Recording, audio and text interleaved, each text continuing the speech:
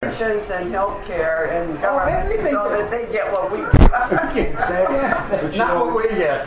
The roar of the crowd and the applause of the masses is very seductive to me. When they get to Washington, I've been there, I've seen it, and they do change. I think you're onto something. And I mean, tell you have to go into this job very grounded. You've got to be someone who's mature and understands and will not be seduced by the atomic feet, and it's there. But it's so Obama's whole campaign, it was like a cult. Yes. It was like frightening. Absolutely. And he couldn't have his convention and he had to do build the Coliseums and the whole thing. And then he couldn't do it at wherever in Chicago. He had to have. It's like my grandson worked on his committee. Now he did it because he wanted to do a presidential election and was involved before. I didn't buy the politics, but I was proud that he was doing it. Yeah. But he told me one time, Grandpa, Obama has more money than God. Oh, really? Yeah, so that when he ran his campaign, I don't know where the money came from, but he had more money than God. So that he could run all that stuff.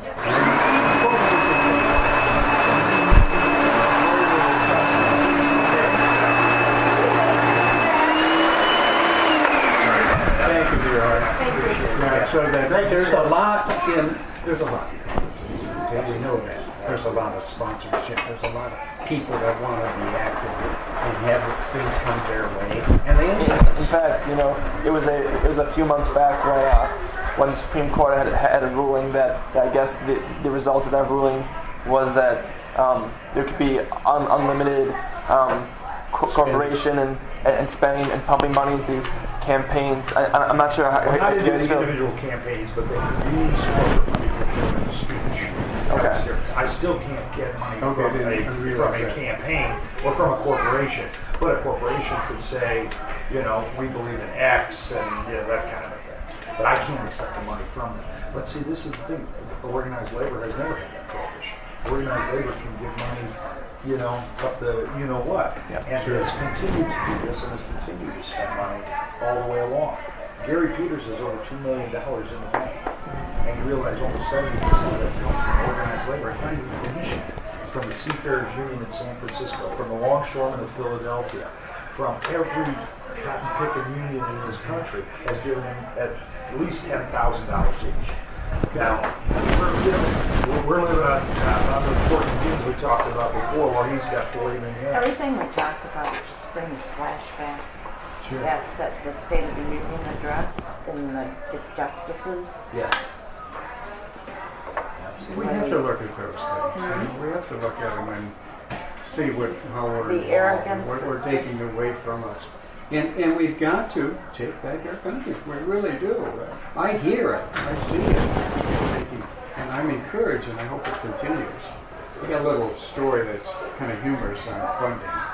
There was a lieutenant governor, and I believe it was Oklahoma, and he wasn't part of the big machine, okay? But the governor died, and he moved into position. Mm-hmm. Well, a new election came, and he thought, God, I'd like being governor. I think I'll stay. I'll run. And the machine said, well, we're not going to sponsor you. And they sponsored somebody else. And this other person got all the money, okay? And he had big TV ads. And one of the TV ads showed this new potential governor out in with the crowd, looking up like it was vision. Yes, exactly. So this young man that was lieutenant governor had just the local school ground to talk on. He said, I don't have the money that my opponent has, and I don't have a Harvard education. But he said, when my grandfather told me one time, when you're walking amongst the cows, you never look up. And he won. To common sense. Well, the people have common sense and they get that message and they do understand, and sometimes they're lucky to have it crystallized as clearly as that. But that's what it is all about. And I know we're not going to have that kind of money to compete against them. I know that we have to get out. It's very sad. These were small groups of people.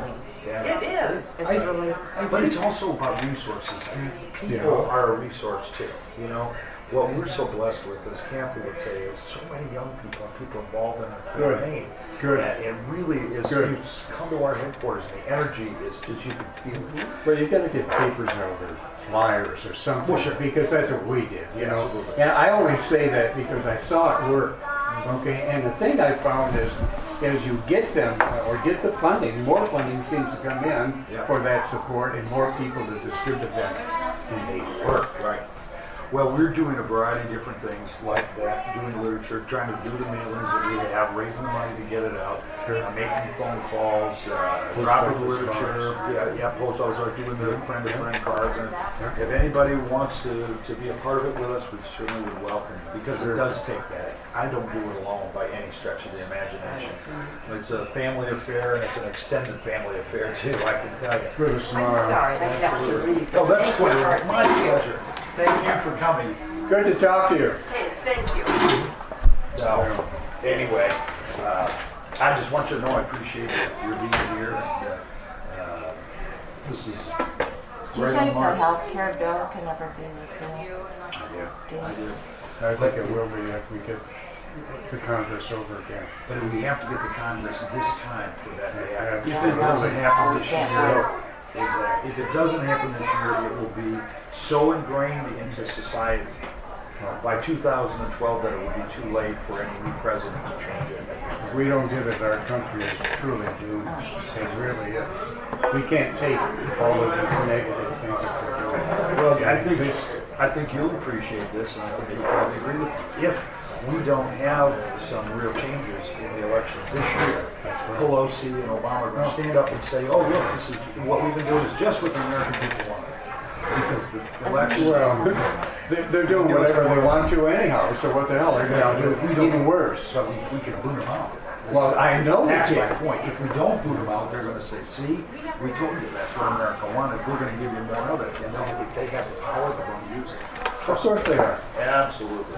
One of the things that's being debated is Obama's qualifications and his birthright in the Constitution. And I've been doing some thinking on that, and one of the reasons I don't think that was enforced at this time is that if it was now, Pelosi would become vice president, and the Republicans sure in hell don't want that. No. So I think that if we get the House back and we get the Senate back, we're going to see something done there. And I'm hoping that's true. Well, For the sake of this country. there's an awful lot of reason to believe that it might.